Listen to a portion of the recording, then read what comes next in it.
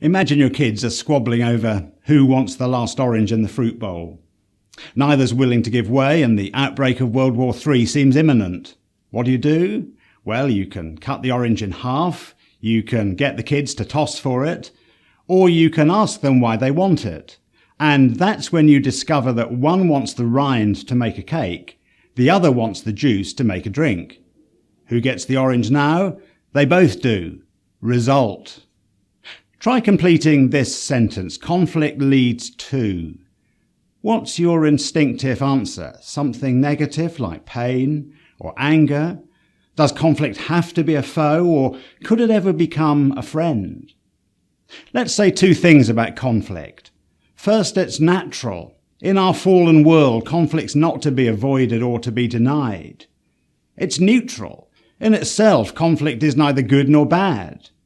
What is damaging is unresolved conflict. Conflict often begins with differences that get out of hand. Think how different we are in personality types, in temperament, in gender, in our ethnic origins. Differences, we're surrounded by them. First we notice them, then we focus on them, finally we get irritated by them, and by now we're well down the road to conflict. But differences are only the occasion, they're never the cause. The root of conflict is in our sinful hearts. Listen to the uncompromising way James puts it in his letter. What causes fights and quarrels among you? Don't they come from your desires that battle within you? If the root of conflict is in the heart, any solution is going to come through the heart too. So here are 4 great questions for me to ask when I find myself at odds with you. What's one thing you're good at?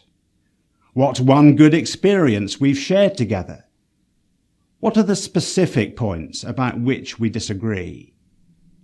What have I contributed to what's happened here? The key to conflict resolution is communication. Keep it personal. Use names, Jenny, John.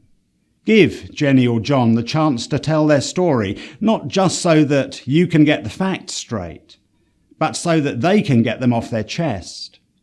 Ask Jenny or John open questions with a single focus. Jenny, John, when did things start to change? How has this impacted you? How did I contribute to this situation? How do you see the way forward? Just listen. Avoid being either affirming or disapproving at this point. Reflect back to make sure you understand and to inspire Jenny or John's confidence. And when they've had their say, engage with them. If you agree that you're at fault, demonstrate humility in the way you acknowledge it. I can see now how my insensitivity has really hurt you. I'm terribly sorry. I need to reflect on how I can stop that happening again. There is a cost to resolving conflict, time, emotion, above all pride. But the benefits far outweigh the costs.